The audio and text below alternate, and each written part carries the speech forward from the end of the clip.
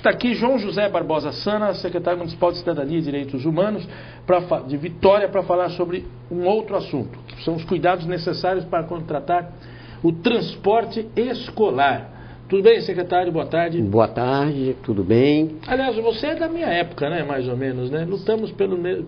Tínhamos um motivo muito forte para lutar, que é pela redemocratização do país, né? Na década de 70, eu cursava lá filosofia em São Paulo e nós fazíamos grandes movimentos por essa causa que uniu certamente milhões de brasileiros, né?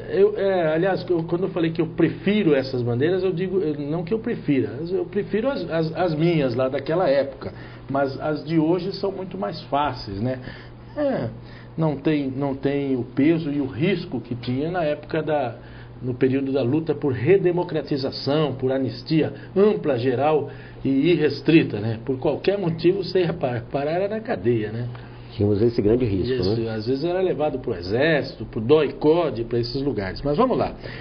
Transporte escolar, que cuidados o senhor acha importantes as pessoas terem quando forem contratar esse serviço? É muito importante que a gente fique atento, primeiro, se o veículo que vai ser utilizado, se esse veículo é adequado. Se é um ônibus, se é van, se é uma Kombi, que são veículos devidamente adaptados para essa finalidade. Agora, mais do que ter o veículo, é fundamental a gente verificar se esse veículo e esse condutor desse veículo está devidamente credenciado no Departamento Estadual de Trânsito, no DETRAN.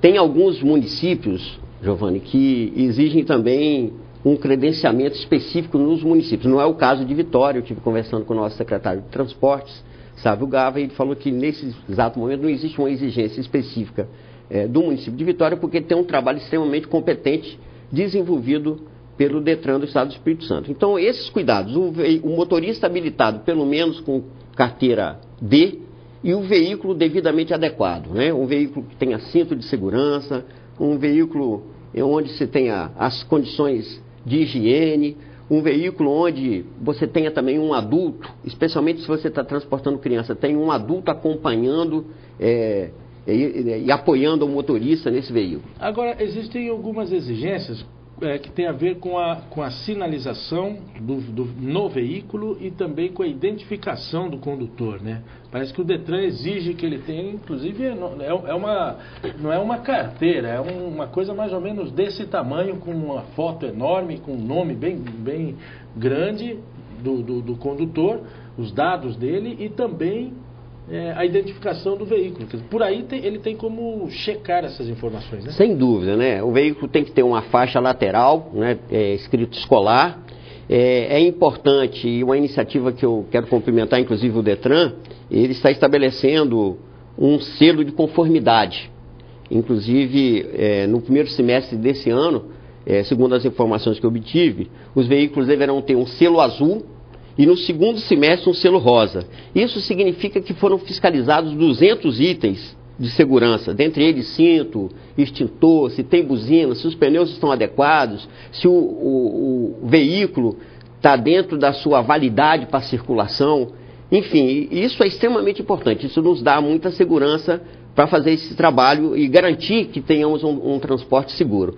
Agora, Giovanni, considero muito importante que os pais se preocupem também em dialogar com a escola sobre esse tema, porque certamente a escola zelosa, ela vai sempre procurar identificar também parceiros que façam o transporte escolar e garanta um transporte de qualidade, assim como também dialogar com os outros pais que já têm seus filhos nas escolas, para identificar de fato quais são esses veículos que têm de fato as condições para transportar em segurança. Observando detalhes, por exemplo, será que o motorista que deve estar devidamente credenciado, ele precisa saber, por exemplo, que em hipótese alguma ele vai transitar com um veículo desse numa velocidade superior a 60 por hora. Então são detalhes importantes que tem que estar atento para garantir a segurança do transporte das nossas crianças no trânsito na nossa cidade em direção às escolas. Bom, essa relação entre o pai e o condutor, ou a pessoa, ou a empresa que cobra para fazer esse transporte, qualquer reclamação pode ser feita no PROCON, no caso? É importante que normalmente as pessoas devem assinar um contrato, né, para esse serviço, E é importante diagnosticar, inclusive, se esse serviço, qual vai ser a cobrança desse serviço. São todos os meses, inclusive o mês de férias. Se acontece que o filho de um determinado cidadão, ele não consegue ser aprovado imediatamente, aprovado direto, vamos dizer, e tem que fazer um processo de recuperação. Nesse tempo, como é que fica? Esse tempo vai ser pago normalmente? Vai ter uma cobrança adicional? Então é fundamental que a gente esteja muito atento aos detalhes desse contrato e, em havendo dúvida, certamente o nosso PROCON de Vitória, que está na Casa do Cidadão, no nosso caso, a gente se dispõe a dar todas as orientações que forem necessárias aos cidadãos que nos procurarem. Secretário, muito obrigado pela presença.